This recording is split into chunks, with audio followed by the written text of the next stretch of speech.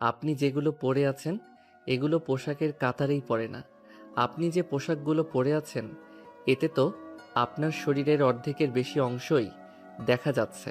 তাহলে এগুলো কেমন ধরনের পোশাক? দেখ, এগুলো ওয়েস্টার্ন পোশাক। এখনকার যুগের মেয়েরা এগুলোই পরে। আর এখনকার যুগের মেয়েরা না আদিম যুগের মেয়েদের মতো গাইয়া ভূত নয়, যে সব সময় শাড়ি থ্রি পিস পরে ঘরের কোণে বসে থাকবে।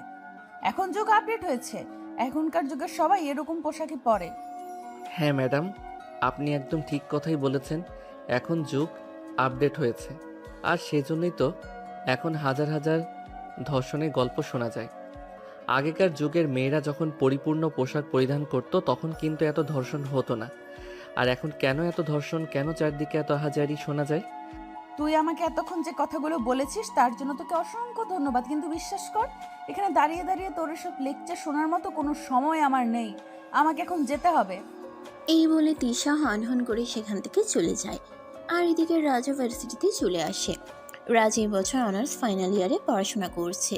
সে তার বাবা মায়ের একমাত্র আদরের সন্তান। তার বাবা মায়ের কাছে সে যখন মুখ ফুটে যেটা চেয়েছে সেটাই পেয়েছে। তার বাবা মা তাকে অনেক আদর যত্ন নিয়ে বড় করেছে।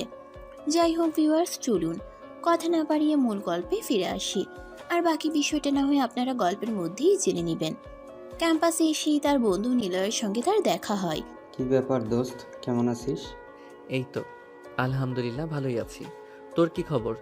আর তুই না বলেছিলি তোর ছোট বোনকে আমাদের ভার্সিটিতে ভর্তি করাবি, তাহলে নিয়ে আসলি না কেন? আসলে শরীরটা ভালো নেই, গতকাল রাতে হঠাৎ করে খুব জ্বর এসেছে, তাই নিয়ে আসতে পারিনি। জ্বর একটু কমলে তারপরেই নিয়ে আসবো। যাই হোক, চল, ক্লাসের টাইম হয়ে গেছে, ক্লাসে যাওয়া যাক। এই বলে রাজ আর হৃদয় দুজনেই ক্লাসরুমে চলে আসে। প্রথম ক্লাসের ঘন্টা পড়তেই প্রিন্সিপাল স্যার একটা মেয়েকে নিয়ে ক্লাসরুমে ঢুকলো। তখনই ক্লাসের সবাই দাঁড়িয়ে সালাম প্রদর্শন করতে যাবে, তখনই রাজ দেখতে পেল সকালবেলা যে মেয়েটার সঙ্গে রাস্তায় সে কথা বলেছে ওই মেয়েটাই এখানে। তখন রাজ মনে মনে বলতে লাগলো। এই অর্ধনগ্ন মেয়েটা এখানে কি করছে? কথাটা মনে মনেই বলল রাজ। আর তখনই প্রিন্সিপাল স্যার সবাইকে উদ্দেশ্য করে বলতে লাগলো। ডিয়ার স্টুডেন্ট, এই হলো তিশা, তোমাদের নতুন টিচার। আর তার আরও একটা পরিচয় আছে, সে হলো আমার বেস্ট ফ্রেন্ডের একমাত্র মেয়ে। যাই হোক, তোমাদের সঙ্গে বেশি কথা বলার সময় আমার নেই, আমার কাজ আছে, আমাকে চলে যেতে হবে। তোমরা তোমাদের টিচারের সঙ্গে পরিচিত হয়ে নাও। এই বলে প্রিন্সিপাল স্যার ক্লাসরুম থেকে বের হয়ে চলে গেল। তখনই তিশা দেখতে পেল রাজ তার সামনেই বসে আছে। তখনই তিশা রাজকে তার কাছে ডেকে নিল আর বলতে লাগলো। এই ছেলে, এই যে নীল টি শার্ট পরা, তুমি আমার কাছে আসো। ম্যাডাম, আপনি কি আমাকে কিছু বলছেন? হ্যাঁ, তোমাকেই তো বলছি। তুমি ছাড়া তো ক্লাসরুমে নীল টি শার্ট পরা অন্য কেউ নেই। এদিকে আসো, তোমার সঙ্গে কথা আছে। হ্যাঁ ম্যাডাম, বলুন কি বলবেন। আমি আপনাকে কিভাবে সহযোগিতা করতে পারি? আমাকে তোমার কোনো সহযোগিতা করতে হবে না। তুমি আমাকে এটাই বলো যে তুমি এই ভার্সিটি থেকে কবে বের হয়ে যাচ্ছ। মানে এসব আপনি কি বলছেন ম্যাডাম? আমি তো কিছুই বুঝতে পারছি না। আমি এই ভার্সিটি থেকে কেন বের হয়ে চলে যাব? আমি কি কোনো অপরাধ করেছি? ওরে বাবা, ন্যাকা সাজা হচ্ছে তাই না? তুমি একটু আগে আমার সঙ্গে কি করেছো সেটা কি তুমি ভুলে গেছো নাকি? তুমি ভুলে গেলেও আমি তোমাকে মনে করিয়ে দিতে পারি। তোমার এই ভার্সিটিতে আর থাকা হবে না। তুমি আমার সঙ্গে যেটা করেছো একদম বেশি করে ফেলেছো। তখন তুমি আমার অচেনা কেউ ছিলে, তাই তোমাকে কিছু বলতে পারিনি। কিন্তু এখন তুমি এই ভার্সিটির স্টুডেন্ট, তাই এখানে পড়াশোনা কন্টিনিউ করাটা তোমার জন্য একটু টাফ হয়ে যাবে। ম্যাডাম, এখানে আমি আমার বাবার পয়সা দিয়ে পড়াশোনা করি, কারোর বাপের পয়সায় নয়। তাই আমার মনে হয় আপনি চাইলেও আমার কিছু করতে পারবেন না। মানে তুমি আমায় চ্যালেঞ্জ করছো? তাহলে আমিও তোমার চ্যালেঞ্জ একসেপ্ট করলাম। তুমি শুনে রাখো, আমি যদি ঠিক 7 দিনের মধ্যে তোমাকে এই ভার্সিটি থেকে বের করতে না পারি, তবে আমার নামও তিশা নয়। কথাটা মনে রেখো। ও তাই নাকি ম্যাডাম? তাহলে আপনি ঠিক করে রাখুন আপনার নাম কি রাখবেন। আমি এই ভার্সিটি থেকে যাচ্ছি না, এটা আপনাকে আমি বলে দিলাম। তিশা তখন কোনো কথা না বলে ক্লাস করানোতে মনোযোগ দিল। কিছুক্ষণ পর ক্লাস করানো শেষ হলে তিশা ক্লাসরুম থেকে বের হয়ে সোজা প্রিন্সিপাল স্যারের কেবিনে চলে গেল। প্রিন্সিপাল অবাক হয়ে জিজ্ঞাসা করলেন। কি ব্যাপার তিশা, তোমাকে এমন দেখাচ্ছে কেন? কিছু হয়েছে নাকি? আঙ্কেল কি হয়নি সেটাই আপনি আমাকে জিজ্ঞাসা করেন। ওই ক্লাসের ওই বজ্জাত ছেলেটা যে আজ নীল টি শার্ট পরে এসেছে, ওকে এই ভার্সিটি থেকে বের করে দিতে হবে। ও যদি এই ভার্সিটিতে পড়াশোনা করে তাহলে আমি এখানে চাকরি করব না। এসব তুমি কি বলছো তিশা? তোমার কি মাথা খারাপ হয়ে গেছে নাকি? আমি বুঝতে পারছি তুমি রাজের কথা বলছো, কিন্তু রাজ আমার জানা মতে কখনোই কাউকে অন্যায় কিছু বলে না। দেখো, তুমি হয়তো ওকে ভুল ভাবছো। তুমি একটু মাথা ঠান্ডা করো, আরও ভালোভাবে চিন্তা ভাবনা করো, তাহলেই দেখতে পারবে ও যা করেছে কিংবা যা বলেছে সবটাই ঠিক, কোনো ভুল নেই। দেখুন স্যার, আমি আপনাকে শেষবারের মতো বলছি, এই ভার্সিটিতে হয়তো ওই ছেলেটা থাকবে, নয়তো আমি। কিন্তু তিশা, বিশ্বাস করো, এই দুটোর মধ্যেই কোনোটাই সম্ভব নয়। তুমি নতুন চাকরি নিয়েছো, এখন তুমি এই ভার্সিটি থেকে বের হয়ে যাও, অন্য জায়গায় চাকরি হয়ে যাবে। আর রাজ এই ভার্সিটির সবচাইতে ব্রিলিয়ান্ট স্টুডেন্ট, তাকে তো আমি কোনোভাবেই ভার্সিটি থেকে বের করে দিতে পারি না। তাছাড়া সে অনার্স ফাইনাল ইয়ারের স্টুডেন্ট, এই মুহূর্তে তো কোনোভাবেই সম্ভব নয়। আমি যদি তাকে ভার্সিটি থেকে বের করে দিই, তাহলে হয়তো এমনও হতে পারে যে আমার চাকরিটাও চলে যাবে। তিশা তখন কোনো কথা না বলেই রাগে গজগজ করতে করতে প্রিন্সিপালের কেবিন থেকে বের হয়ে আর মনে মনে ভাবতে লাগে এই ছেলেটাকে যেভাবেই হোক একটু উচিত শিক্ষা দিতেই হবে, তা না হলে কাজ হবে না। অপরদিকে রাস্তু তার বন্ধু নিলয়কে প্রশ্ন করলো। কি ব্যাপার দোস্ত, কিছুই তো বুঝতে পারলাম না। ম্যাডাম নতুন এসেছে আর তোকে ডেকে নিয়ে এসব কি বললো? আরে দোস্ত, সেরকম কোনো ব্যাপার না। আসলে ম্যাডামকে যখন রাস্তায় দেখেছিলাম তখন জানতাম না ম্যাডাম আমাদের ভার্সিটিতেই চাকরি নিয়েছে। তখনই ম্যাডামকে ম্যাডামের পোশাকের ব্যাপারে কিছু কথা বলেছিলাম। ও আচ্ছা, এই ব্যাপার, বুঝতে পারছি। আসলে এই বিষয়টা ক্লাসরুমে আমিও লক্ষ্য করেছিলাম। ক্লাসের ছেলেগুলো ম্যাডামের দিকে কিভাবে তাকিয়েছিল তুই দেখেছিলি? ছেলেগুলো যেন একদম ম্যাডামের দিকে তাকিয়ে থেকে ম্যাডামকে গিলে খাবে এমন একটা অবস্থা। হ্যাঁ, সেটা তো আমি দেখতেই পাচ্ছিলাম। আসলে এই যুগের ছেলেরা এরকমই। ওরা তো শালীন পোশাক করে একটা মেয়েকে দেখলেও ইভটেজিং করতে চায়, আর সেখানে কিনা এরকম অর্ধনগ্ন একটা মেয়ে। যাই হোক, এসব তো আর আমরা চিন্তা করে কোনো লাভ নেই যে এই মেয়ে নিজের ভালো চিন্তা করে না, তার জন্য আমরা চিন্তা করে কি করব। হ্যাঁ দোস্ত, এটা তুই একদম ঠিক কথাই বলেছিস যে নিজের ভালো চিন্তা করে না, আমরা তার জন্য চিন্তা করে কি করব। তার যেটা ভালো মনে হয় সেটাই করুক, আমাদের তো আর কোনো ক্ষতি হচ্ছে না। তার যা ইচ্ছা সে তাই করুক। এই কথা বলতে বলতে রাজ আর নিলয় দুজনেই ভার্সিটির ক্যান্টিনে চলে আসে। তখন দুপুর আনুমানিক 1টার মতো হবে বাজে। আর তখনই তিশা দুপুরের খাবার খাওয়ার জন্য ক্যান্টিনে আসে। তিশার রাজ আর নিলয় দুজনকে একসঙ্গে ক্যান্টিনে বসে থাকতে দেখে সেখানে যায় আর বলে, কি ব্যাপার, কি সমস্যা তোদের? তোরা দুজনে বসে বসে এখানে কি করছিস? আপনি যেটা করতে এসেছেন আমরাও সেটাই করছিলাম। আমি তোদের ম্যাম এটা জানার পরেও তোরা আমার সঙ্গে মুখে মুখে তর্ক করছিস? ওদের সাহস দেখে আমি অবাক না হয়ে পারছি না। ম্যাডাম, বিশ্বাস করুন না তো, অবাক হওয়ার কিছু নেই। এটা ক্যান্টিনে, এখানে সবাই খাবার খেতেই আসে। তাই আপনি আমাকে প্রশ্ন করার আগে এটা ভাবা উচিত ছিল। আসলে তুই একটা বেয়াদব, তোর সঙ্গে কথা বলে পারা যাবে না। দেখুন ম্যাডাম, আপনি আমাকে বেয়াদব বলবেন না। আমি বেয়াদব নাকি ভদ্র সেটাই ভার্সিটির সবাই জানে। তাই এসব নিয়ে আপনাকে গবেষণাও করতে হবে না। আপনি নিজেকে নিয়ে গবেষণা করুন, নিচে কিভাবে ভালো থাকতে পারবেন সেই চিন্তা করুন। আমার জন্য আপনার কোনো চিন্তা করতে হবে না। আচ্ছা, তুই আমাকে একটা কথা বলতো, ফ্যামিলি থেকে কি তোকে কোনো শিক্ষা দেয়নি? টিচারের সঙ্গে কিভাবে কথা বলতে হবে, টিচারের সঙ্গে কেমন আচরণ করতে হবে, সে ব্যাপারে কি তুই কখনো কোনো শিক্ষা পাসনি? দেখুন ম্যাডাম, আপনি আমার পারিবারিক শিক্ষা নিয়ে কোনো কথা বলতে আসবেন না। আর পারিবারিক শিক্ষার কথাই যদি আসে তাহলে আমি বলবো আপনার পরিবার আপনাকে কোনো শিক্ষা দিতে পারেনি। আপনার পরিবার যদি আপনাকে প্রপার শিক্ষা দিতে পারতো তাহলে আপনি এভাবে এইসব ড্রেস পরে ভার্সিটিতে জব করতে আসতেন না। কথাটা বলা শেষ করার আগেই তিশা রাজের গালে ঠাস ঠাস করে 2টা চড় বসিয়ে দিল আর বলতে লাগলো, তোর কত বড় সাহস, তুই আমার ফ্যামিলির শিক্ষা নিয়ে কথা বলিস? আমি তোকে দেখে নেব। পরবর্তী সময়ের জন্য অপেক্ষা করার কোনো প্রয়োজন নেই। আমি আপনার সামনেই দাঁড়িয়ে আছি, আপনি এখনই আমাকে দেখতে পারেন। তোকে তো আমি কোনো সমস্যা নেই, জড়িয়ে ধরে কিসও করতে পারেন। You rascal, idiot. সে আপনার যা মনে হয় তাই। এই ব্যাপারে আমি আপনাকে কিছুই বলবো না। তবে আমি এখনও আপনাকে এটাই বলছি যে আপনার পরিবার আপনাকে প্রপার শিক্ষা দিতে পারেনি। আর হ্যাঁ, একটা কথা মনে রাখবেন, 2 কলাম পড়াশোনা শিখলেই কেউ শিক্ষিত হয় না। শিক্ষিত হওয়ার জন্য সবচাইতে বেশি প্রয়োজন হলো পারিবারিক শিক্ষা এবং নিজের মস্তিষ্ককে সুস্থ রাখা। আমি খুব ভালোভাবেই বুঝতে পেরেছি তোর সঙ্গে এইভাবে পারা যাবে না, তোকে অন্যভাবে শায়েস্তা করতে হবে।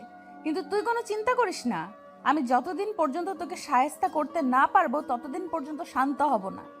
এই কথা বলে তিশা হনহন করে সেখান থেকে বের হয়ে যায়। আর এদিকে রাজ আর নিলয় দুজনে খাওয়া দাওয়া শেষ করে ক্যান্টিন থেকে বের হয়ে আসে। এর পরের দিন ছিল শুক্রবার। শুক্রবার বিকেলে রাজ তার বন্ধুদের সঙ্গে আড্ডা দেওয়ার জন্য বাসা থেকে বের হয় বাইক নিয়ে। বাজে রাস্তায় যেতেই কিছু বখাটে ছেলে পেলে তার পথ আগলে দাঁড়ায়। সে কোনো কিছু বুঝতে না পেরে বাইকে দাঁড় করায়। আর তখনই ছেলেগুলো দৌড়ে তার কাছে চলে আসে আর তার সামনে দাঁড়িয়ে বলতে থাকে, এই তোর কত বড় সাহস, তুই আমাদের ম্যাডামকে বিরক্ত করিস? তুই জানিস আমরা এখন তোর কি করব? না, জানি না, আর জানার কোনো ইচ্ছেও নেই।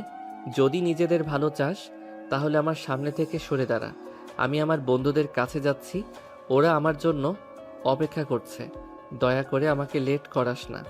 তোর বন্ধুদের কাছে যাওয়া তোর হবে না, তোকে আমরা জমের বাড়ি পাঠিয়ে দেওয়ার চিন্তা ভাবনা করছি। তুই এক্ষুনি এখান থেকে সোজা জমের বাড়ি চলে যাবি।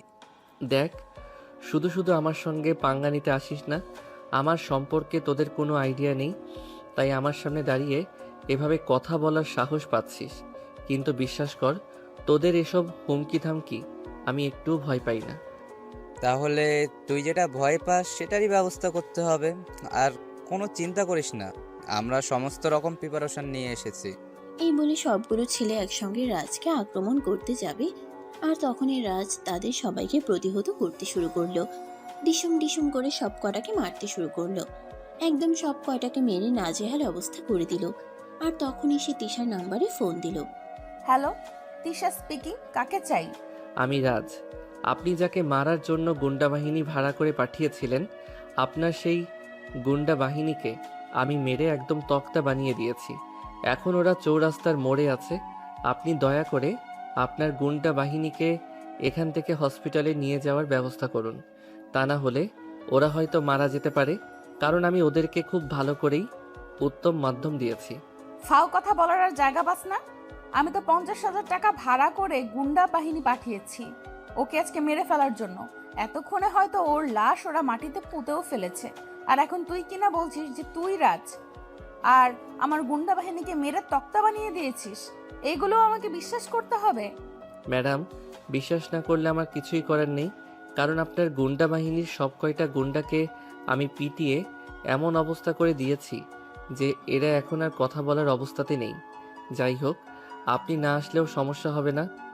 আমি ওদেরকে হসপিটালে পাঠিয়ে দিচ্ছি। দয়া করে হসপিটালের বিলটাও আপনি দিয়ে দিবেন। এই বলে তখনই রাজ টুম করে ফোনটা কেটে দিল। আর এদিকে দিশা তার ভাড়া করা মাস্তান বাহিনীর সরকারকে ফোন দিতে লাগলো, কিন্তু কেউ ফোন রিসিভ করলো না। দিশা পড়ে গেল মহা চিন্তায়। অপরদিকে রাজ অ্যাম্বুলেন্স ফোন করে মাস্তান বাহিনীর সব কয়টা ছেলেপেলেকে হসপিটালে নিয়ে যায়। তারপর ওদেরকে ভর্তি করিয়ে দিয়ে রিসিপশনে দিশার নাম্বারটা দিয়ে চলে আসে। কিছুক্ষণ পর হসপিটালের রিসিপশন থেকে দিশার নাম্বারে ফোন চাইতেই সব ফোনটা রিসিভ করে। আর তখনই রিসিপশনের মেয়েটা তিশাকে উদ্দেশ্য করে বলে, আসসালামু আলাইকুম, আপনি কি তিশা ম্যাডাম বলছেন? হ্যাঁ বলছি, কিন্তু আপনি কি আর আমাকে কেন ফোন করেছেন? ম্যাডাম, একটু আগে আমাদের হসপিটালে বেশ কিছু ছেলেপেলেকে নিয়ে একজন লোক এসেছে। ওদের অবস্থা খুবই ক্রিটিক্যাল। উনি ওদেরকে ভর্তি করিয়ে তারপর আপনার নাম্বারটা দিয়ে চলে গেছেন। আপনি এক্ষুনি একবার সিটি হসপিটালে আসুন। এসব আপনি কি বলছেন? আমি তো বিশ্বাসই করতে পারছি না। তাহলে কি রাজ সত্যি সত্যি আমার গুন্ডা বাহিনীকে মেরে তক্তা বানিয়েছে? হ্যাঁ ম্যাডাম, একদমই তাই। ছেলেগুলোর অবস্থা খুবই খারাপ। ইমার্জেন্সি ওদেরকে ট্রিটমেন্ট করাতে হবে, তা না হলে অবস্থা খুবই খারাপ হয়ে যেতে পারে। আর ওদের অনেকগুলো ওষুধ লাগবে, এগুলোর দাম প্রায় 1.5 লাখ টাকার মতো। আর ওই টাকাটা আপনাকে পে করতে হবে, তা না হলে আমি ওদের ট্রিটমেন্ট করাতে পারবো না। কথাটা বলে তিশা পড়ে গেল মহাচিন্তায়। সে কি করবে কিছুই বুঝতে পারছে না। তখনই হঠাৎ করে সে তার আব্বুকে ফোন দেয় আর বলে, আব্বু, আমার এক্ষুনি 1.5 লক্ষ টাকা লাগবে। তুমি এক্ষুনি আমার অ্যাকাউন্টে ওই টাকাটা পাঠিয়ে দাও। এসব তুই কি বলছিস? এখন আমি এত টাকা কোথায় পাবো? তাছাড়া তুই তো খুব ভালো করেই জানিস আমাদের মধ্যবিত্ত ফ্যামিলি, আমরা যখন যা চাই তখন তাই করতে পারি না। তাই আমাদের সব কিছু চিন্তাভাবনা করেই করতে হয়। আব্বু, আমি কোনো কথা শুনতে চাই না। আমি তো তোমাকে বললাম আমার এক্ষুনি 1.5 লক্ষ টাকা লাগবে। তুমি এক্ষুনি এই টাকাটা আমার অ্যাকাউন্টে ট্রান্সফার করো। আচ্ছা ঠিক আছে, সেটা না হয় দিলাম, কিন্তু কি কারণে তোমার একটা টাকাও লাগবে? আমি তো সেই কারণটাই কিন্তু কি কারণে তোমার এতগুলো টাকা লাগবে আমি তো সেই কারণটাই জানতে পারি। সেই কারণটা তো আমাকে বলো। আব্বু, আমি তো তোমাকে বললাম যে টাকাটা আমার কাজে লাগবে, তাই আমি তো কোনো কাজে এই টাকাটা ব্যয় করব। তাহলে তুমি এত কৈফিয়ত আমার কাছে কেন চাইছো? আচ্ছা ঠিক আছে, আমি তোমার অ্যাকাউন্টে টাকা ট্রান্সফার করে দিচ্ছি। তবে একটা কথা তোমাকে বলি, এভাবে আজে বাজে ভাবে পয়সা নষ্ট করো না, কারণ পয়সা ইনকাম করতে খুব কষ্ট হয়। এই বলে তিশার আব্বু ফোনটা কেটে দেয় আর তিশার অ্যাকাউন্টে 1.5 লক্ষ টাকা ট্রান্সফার করে দেয়। আসলে তিশার আব্বুর আর্থিক অবস্থা অতটাও ভালো নয়। মোটামুটি একটা চাকরি করে, সেখান থেকে মাস শেষে 70,000 টাকা মাইনে পায়, আর সেটা দিয়েই ফ্যামিলিতে চালাতে হয়। আর তারপর তিনি সেখান থেকে অনেক কষ্ট করে কিছু টাকা সেভিংস করেন, আর তিশা এই টাকাগুলো এভাবেই নষ্ট করে। যাই হোক ভিউয়ার্স, চলুন গল্পে ফেরা যাক। তিশা টাকাগুলো নিয়ে তখনই হসপিটালে চলে গেল আর রিসেপশনে টাকাগুলো জমা দিয়ে সেখান থেকে চলে আসে। আর বাসায় এসে সঙ্গে সঙ্গে রাজকে ফোন দেয়। তার মানে কি এটাই সত্যি যে এই কাজটা তুই করেছিস? ম্যাডাম, আমার যদি আপনার কথা বিশ্বাস না হয় তাহলে আপনার এই চেলাগুলো যখন সুস্থ হবে তখন এই চেলাগুলোর কাছেই জিজ্ঞাসা করে নেবেন। হ্যাঁ, অবশ্যই, সে তো আমি জিজ্ঞাসা করবই। আর যদি এটা প্রমাণিত হয় যে এই কাজটা তুই করেছিস, তাহলে যে তোর কি হবে আমি সেটাই ভাবতে পারছি না। আমাকে নিয়ে এত চিন্তা করার কিছুই নেই। আমাকে নিয়ে আপনাকে কোনো চিন্তা করতে হবে না। আপনি নিজের চিন্তা করেন, আর আমার চিন্তা করার জন্য আমি নিজেই যথেষ্ট। এই বলে তিশাকে কোনো কথা বলার সুযোগ না দিয়ে রাজ ফোনটা কেটে দেয়। পরের দিন সকালবেলাতে এসব ভার্সিটিতে এসে দেখতে পেলেও রাজ তার বন্ধুদের নিয়ে ক্যাম্পাসে বসে আড্ডা দিচ্ছে। তখনই তিশা সেখানে গিয়ে উপস্থিত হয় আর রাজের কলার ধরে টেনে তোলার চেষ্টা করে, কিন্তু রাজ তখনই তার হাতটা এক ঝটকায় ছাড়িয়ে ফেলে আর বলতে থাকে, কি ব্যাপার ম্যাডাম, কি সমস্যা আপনার? আপনি আমার শার্টের কলার ধরছেন কেন? তোর শার্টের কলার কেন ধরেছি তুই বুঝতে পারছিস না? আমি আজ সকালে হসপিটালে ফোন করেছিলাম আর তখনই ছেলেগুলোর কাছে জানতে পারলাম তুই নাকি ওদের মেরে এই অবস্থা করেছিস। কেন করেছিস এরকম? আপনি এই প্রশ্নটা আমাকে কেন করছেন? আপনি নিজেই তো তার উত্তর জানেন, তাহলে আমাকে প্রশ্ন করার কি দরকার? তোর শেষ পরিণতি না দেখে কিন্তু আমি তোকে ছাড়বো না। তুই জানিস না আমি কি জিনিস। আপনি আমার ম্যাম, আপাতত এইটুকু পরিচয় যথেষ্ট, আর কোনো কিছুর প্রয়োজন নেই। তোকে আমি দেখে নিব। এই বলে তিশা এখান থেকে চলে গেল। আর তখনই সেখানে উপস্থিত এর রাজের অন্য আরেক বন্ধু তাকে প্রশ্ন করে, কি ব্যাপার, কি হয়েছে দোস্ত? ম্যাডাম তোকে কি বললো? কিছুই তো বুঝতে পারলাম না। তোদেরকে এত কিছু বুঝতে হবে না। আর একটা কথা, তোরা তো খুব ভালো করেই জানিস আমি কখনো কোনো খারাপ কাজ করতে পারি না, আর অন্যকে কখনো প্রশ্রয় দেই না। তার পিছনে যেই থাকুক না কেন, তোরা এটা ভাবতে পারিস যে এখানে হয়তো সেরকম কিছুই হয়েছে। সেটা তো বুঝতে পারছি, কিন্তু রাজ, উনি আমাদের ম্যাডাম, ওনার সঙ্গে এরকম করা মনে হয় ঠিক হচ্ছে না। উনি আমাদের চাইতে বয়সে অনেক বড়, ওনার কোনো ব্যাপারে আমাদের নাক গলানো ঠিক নয়। কিন্তু উনি যদি নিজেই আমাকে বাধ্য করেন তাহলে আমি কি করতে পারি বল? হ্যাঁ সেটাই তো, আমরা খুব ভালো করে জানি তোকে কখনো কেউ কোনো কাজ করতে বাধ্য না করলে তুই সেটা করিস না। যাই হোক দোস্ত, যা করবি ভেবেচিন্তে করবি, কখনো এরকম কিছু করবি না যেটা তোর জন্য ক্ষতিকর হয়। এরপর বন্ধুরা মিলে এই প্রসঙ্গ পাল্টে অন্য প্রসঙ্গ নিয়ে কথা বলতে থাকে। অপরদিকে তিশা সেখান থেকে সোজা প্রিন্সিপালের কেবিনে আসে। প্রিন্সিপাল তাকে রাগান্বিত অবস্থায় দেখে বলতে থাকে, কি ব্যাপার দিশা মামনি, তোমার আজ আবার কি হলো? তোমাকে এরকম রাগান্বিত দেখাচ্ছে কেন? কেউ কি তোমাকে কিছু বলেছে? স্যার, আপনাকে তো বলেছিলাম এই ছেলেটাকে আমাদের ভার্সিটি থেকে বের করে দিন। এই ছেলেটা অসভ্য, বদমাইশ, আমার সঙ্গে খারাপ আচরণ করেছে, কিন্তু আপনি তো আমার কোনো কথাই বিশ্বাস করলেন না। দেখো, তোমার এই কথাটা শুধু আমি কেন, ভার্সিটির কেউই বিশ্বাস করবে না। রাজ যথেষ্ট ভদ্র এবং অমায়িক একটা ছেলে। সে কারোর সঙ্গে খারাপ আচরণ করতেই পারে না। আর সেখানে তুমি তো ওর টিচার, তোমার সঙ্গে তো ও কখনোই খারাপ আচরণ করবে না। তাই এসব কথা আর বলো না। উফ, ননসেন্স। এই বলে তিশা সেখান থেকে বের হয়ে চলে আসে। আর মনে মনে ভাবতে থাকে কিভাবে এই ছেলেটাকে ঝগড়া করা যাবে, কারণ তিশা কখনো কারো কাছে হার মানতে শিখেনি। সে সবসময় জিততেই শিখেছে। তাই সে মনে মনে ভাবতে থাকে কিভাবে তাকে জব্দ করা যাবে। এভাবে দেখতে দেখতেই বেশ কয়েকদিন সময় কেটে গেল। সেদিন বিকেলবেলা তিশার আব্বু বাসে এসে তিশাকে বলে, মামুনি 14 তারিখে আমাদের একটা ইনভাইট আছে, সেখানে আমাদের ফ্যামিলির সবাইকে যেতে হবে। আব্বু, তুমি তো জানোই আমার এইসব আচার অনুষ্ঠান ভালো লাগে না। আমি যেতে পারবো না। তুমি আর আম্মু চলে যাও, আমাকে এই ব্যাপারে জোরাজুরি করো না। এটা বললে হবে না মা, তোমাকেও যেতে হবে, কারণ যিনি আমাকে দাওয়াত দিয়েছেন উনি আমার অফিসের বস আর ওনার ছেলের জন্মদিন, তাই আমাদের ফ্যামিলির সবাই ওখানে উপস্থিত থাকতে হবে। আচ্ছা ঠিক আছে, আমি দেখব। আমার যদি ওদিন কোনো কাজ না থাকে তাহলে আমি যেতে পারবো। অপরদিকে 14 তারিখ ছিল রাজের জন্মদিন। আর আনফর্চুনেটলি তিশার আব্বু রাজের অফিসেরই একজন কর্মচারী। রাজের আব্বু বাড়িতে ফিরে রাজকে বলে, রাজ, আগামী 14 তারিখ তোমার জন্মদিন। তুমি নিশ্চয়ই এটা ভুলে যাওনি? আমার জন্মদিন আমি কি করে ভুলে যাব বল? হ্যাঁ, সেই জন্যই আমি তোমার সঙ্গে কথা বলতে চাই। আসলে আমি ঠিক করেছি ওই দিন বাড়িতে একটা পার্টির আয়োজন করব, আর সেখানে আমি আমার অফিসের সবাইকে ইনভাইট করেছি। সে তোমার যা ভালো মনে হয়, এই ব্যাপারে আমি তোমাকে কিছুই বলবো না। তুমি যেটা ভালো মনে করো সেটাই করো। আচ্ছা ঠিক আছে, তাহলে তুমি তোমার বন্ধু বান্ধব আর যাদেরকে ইনভাইট করার দরকার তাদেরকে ইনভাইট করে নিও। ওকে আব্বু, কোনো সমস্যা নেই। আমি আমার বন্ধু বান্ধব সবাইকে ইনভাইট করতে চাই। ওকে মাই ডিয়ার সান, কোনো সমস্যা নেই। তোমার যাকে মন চায় তুমি তাকে ইনভাইট করতে পারো, এতে আমার কোনো সমস্যা নেই। ওকে আব্বু, thank you so much. You are so great. তুমি পৃথিবীতে আমাদেরকে সবচাইতে ভালো বাবা, কারণ তোমার কাছে আমাকে কখনো মুখ ফুটে কোনো কিছু চাইতে হয় না। তোমার কাছে কোনো কিছু চাওয়ার আগেই তুমি আমাকে সেটা এনে দাও। আমার জীবনের কোনো ইচ্ছাই তুমি অপূর্ণ রাখো না। আমার তো আলহামদুলিল্লাহ সবকিছুই আছে, তাহলে আমি আমার সন্তানের ইচ্ছে পূরণ করব না কেন? আল্লাহ আমাকে যা দিয়েছে তা দিয়ে তোমার সম্পূর্ণ করার ক্ষমতা আমার রয়েছে, তাই আমি কেন তোমার ইচ্ছে অপূর্ণ রাখবো বলো? ওকে আব্বু, ঠিক আছে, আমি তাহলে এখন আসি।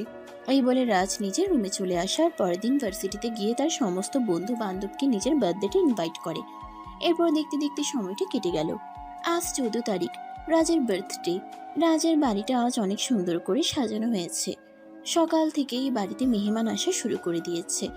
আসলে আজ রাজের 20তম জন্মদিন, তাই তার বাবা এই দিনটাকে স্মৃতিময় করে রাখতে চায়।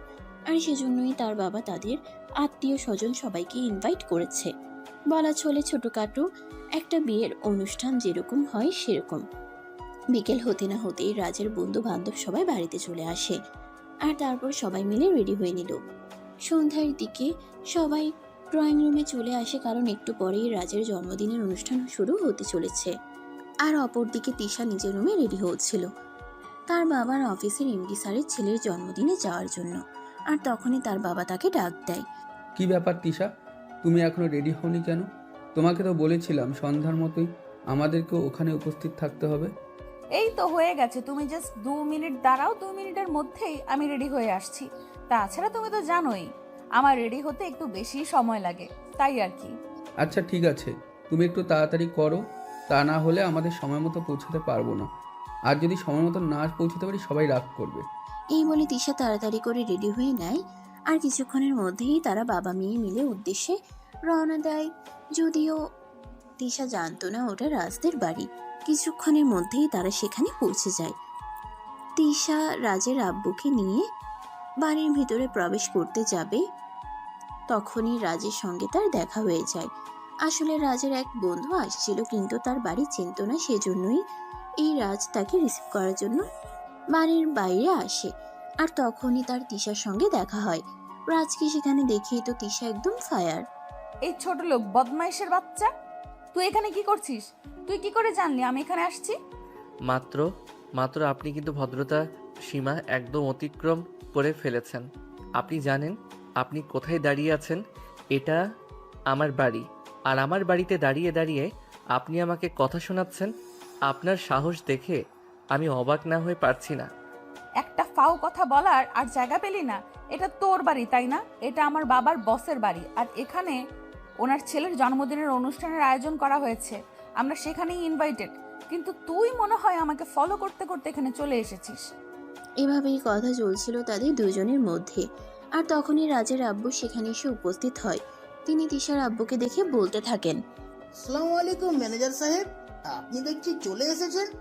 হ্যাঁ স্যার, চলে তো এসেছি, কিন্তু এই ছেলেটা কে? আমার মেয়ের সঙ্গে ঝামেলা করছে। ও, এ তো আমার ছেলে। আপনি কি আমার ছেলেকে এর আগে কখনো দেখেননি? না মানে আসলে আপনার ছেলের সঙ্গে তো আমার এর আগে কখনো দেখা হয়নি, তাহলে আমি চিনব কি করে? যাই হোক বাবা, কেমন আছো তুমি? এই তো আঙ্কেল, আলহামদুলিল্লাহ ভালোই আছি। কিন্তু ম্যাম কি আপনার মেয়ে? হ্যাঁ, তিশা তো আমারই মেয়ে, কিন্তু তুমি কি তিশাকে চিনো নাকি? হ্যাঁ, ওনার আমাদের ভার্সিটিতে নতুন চাকরি হয়েছে, কিন্তু আপনার সম্পর্কে তো আমি আমার আব্বুর কাছে শুনেছি আপনি যথেষ্ট ভালো আর ভদ্র। তবে আপনার মেয়েটা এরকম কেন? এদিকে তিশার রাগে গজগজ করতেছে। আর তখনই সে তার আব্বুকে বলতে থাকে, আব্বু, আমি এখানে আর এক মুহূর্তও থাকবো না। তুমি এক্ষুনি আমাকে এখান থেকে নিয়ে চলো। আমি এখানে আর এক মুহূর্তও থাকতে চাই না। এইসব তুমি কি বলছো মা? এখানে আমরা একটা অনুষ্ঠানে এসেছি, এর অনুষ্ঠান শেষ না হলে চলে যাব কি করে? তাছাড়া তুমি তো জানো এখানে আমাকে আমার অফিসের বস ইনভাইট করেছে। আমি যদি এখান থেকে চলে যাই তাহলে আমার চাকরিতে ঝামেলা হতে পারে। আমি কোনো কথা শুনতে চাই না। আমি এক্ষুনি এখান থেকে চলে যাব। কিন্তু কেন মা? তোমাদের মধ্যে কি এমন হয়েছে যার কারণে তুমি এক্ষুনি এখান থেকে চলে যেতে চাইছো? তুমি তো জানোই আজ আমার ছেলের জন্মদিন। আজ আমার ছেলের 20 বছর পূর্ণ হতে চলেছে। তাই আমি এই দিনটাকে অবিস্মরণীয় করে রাখার জন্য এত বড় করে আয়োজন করেছি। আর সেখানে তোমরা থাকবে না, এটা তো হতে পারে না। তোমাদের মধ্যে যদি ব্যক্তিগতভাবে কোনো ঝামেলা থেকেও থাকে, এটা তোমরা পরে মিটিয়ে নিও, কিন্তু এখান থেকে চলে যেও না প্লিজ। হ্যাঁ মা, আমাদের এখন এখান থেকে চলে যাও একদম ঠিক হবে না। হ্যাঁ মা, আমাদের এখন এখান থেকে চলে যাওয়া ঠিক হবে না। তোমাদের নিজেদের মধ্যে যদি কোনো ব্যক্তিগত ঝামেলা থাকে তাহলে ওটা তোমরা পরে মিটিয়ে নিও, কিন্তু এখন এখানে থেকে কোনো সিন ক্রিয়েট করো না প্লিজ। তুমি আমার সঙ্গে ভেতরে চলো। ঠিক আছে, শুধু তোমরা দুজনে বলছো বলে আমি ভেতরে যাচ্ছি। তা না হলে আমি এখানে আর এক মুহূর্তও দাঁড়াতাম না। এই বলে তিশা ভিতরে চলে আসে। আর ভিতরে চলে আসার পর রাজ চলে যায় তার বন্ধুকে রিসিভ করতে। তারপর সেদিন বন্ধুকে নিয়ে ড্রয়িং রুমে আসে। আর অনুষ্ঠান শুরু হতে যাবে তখনই রাজের বন্ধু নিলয় তাকে বলে, কি ব্যাপার দোস্ত? দেখছি তুই তলে তলে টেম্পো চালাচ্ছ। মানে তুই কি বুঝিস? আমি তো কিছুই বুঝতে পারছি না। তুই আমাকে কি বলতে চাইছিস একটু খুলে বল, তা না হলে আমি বুঝবো কি করে? তুমি কোনো কিছুই বুঝতে পারছো না নাকি বুঝতে চাইছো না সেটা আমাকে বলো। ম্যাম এখানে কেন এসেছে? নিশ্চয়ই তুমি ম্যামকে ইনভাইট করেছো। আরে না, তোর কি মাথা খারাপ হয়ে গেছে নাকি? এই মেয়েকে আমি কেন ইনভাইট করতে যাব? আসলে ওর আব্বু আমাদের অফিসে চাকরি করে, সেটা আমি জানতাম না।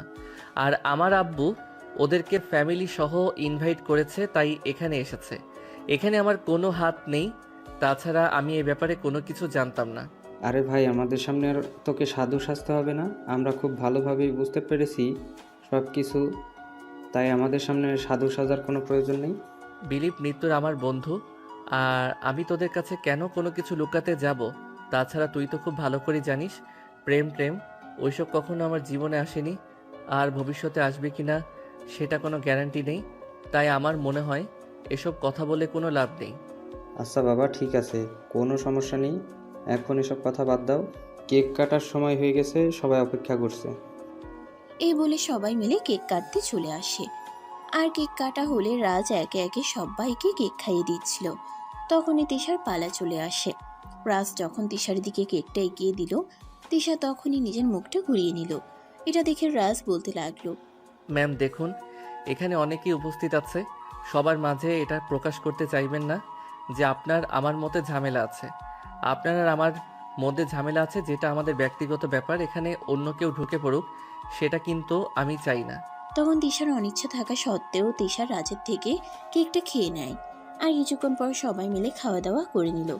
এদিকে দেখতে দেখতে রাত 10টার মতো বেজে গেল। তিশা আর তার আব্বু বাড়িতে যাওয়ার জন্য রওনা দিল, কিন্তু তারা কোনো গাড়ি পাচ্ছিল না। তখনই রাজ বাইরে আসে তিশার আব্বুকে দেখে বলতে থাকে, কি ব্যাপার, কি হয়েছে আঙ্কেল? কোনো সমস্যা নাকি? হ্যাঁ বাবা, আসলে আমার বাড়িতে যাওয়ার জন্য কোনো গাড়ি পাচ্ছি না, সেই জন্য এখানে দাঁড়িয়ে আছি। এই ব্যাপার, আচ্ছা ঠিক আছে, কোনো সমস্যা নেই, আপনি একটু ওয়েট করুন, আমি গাড়ি নিয়ে আসছি, আপনাদের বাড়িতে পৌঁছে দেব। না, তার কোনো প্রয়োজন হবে না। প্রয়োজন হলে খেতে খেতে বাসায় চলে যাব, কিন্তু তোমার মতো ছেলের সঙ্গে গাড়িতে করে বাড়িতে যাব না। দেখুন ম্যাম, আমি আপনার ভালোর জন্যই বলছি, আপনাকে বাড়িতে পৌঁছে দিয়ে আসবো। এখন যদি আপনি নিজের ভালোটা বুঝতে না পারেন তাহলে তো আমার কিছুই করার নেই। রাত 10টার মতো বেঁচে গেছে, আর এদিকে 10টার পর কোনো গাড়ি পাওয়া যায় না, তাই আমার মনে হয় কোনো গাড়ি পাবেন না। যদি ভালো চান তাহলে চলুন, আমি আপনাদেরকে বাড়িতে পৌঁছে দিয়ে আসি। হ্যাঁ মা, রাজা একদম ঠিক কথাই বলেছে, রাত 10টার পর এদিকে কোনো গাড়ি পাওয়া যায় না। তুই আর এরকম করিস না রাজ, আমাদের বাড়িতে পৌঁছিয়ে দিয়ে আসো। তখন আর কোনো কথা বলে না, চুপচাপ দাঁড়িয়ে। এদিকে রাজ গ্যারেজ থেকে নিজের গাড়িটা বের করে আর তারপর তিশা আর তার আব্বুকে গাড়িতে উঠতে বলে। প্রায় 20 মিনিট পর রাজ তিশা আর তার আব্বুকে তাদের বাড়িতে পৌঁছে দেয়। আর এদিকে তিশা গাড়ি থেকে নামতে যাবে, তখনই রাজ তিশার কানে কানে বলতে থাকে, সত্যি আপনাকে অনেক সুন্দর লাগছিল, যদিও সবার সামনে কথাটা বলতে পারিনি, তাই এখন আপনাকে বললাম। শাড়িতে কিন্তু আপনাকে অসম্ভব সুন্দরী লাগে। তিশা তখন কোনো কথা না বলে মুখটাকে একটা ভিঞ্চি মেরে সেখান থেকে চলে গেল। এদিকে রাজ তাদেরকে বাড়িতে পৌঁছে দিয়ে তারপর গাড়ি নিয়ে বাড়িতে চলে আসে। বাসায় প্রবেশ করা মাত্রই তার আব্বু তাকে জিজ্ঞাসা করলো, কি ব্যাপার বাবা, কোথায় গিয়েছিলে তুমি? তোমাকে তো একটা কাজের জন্য আমি অনেক কথা বলে খুঁজতেছিলাম, কিন্তু কোথাও তোমাকে খুঁজে পাচ্ছিলাম না।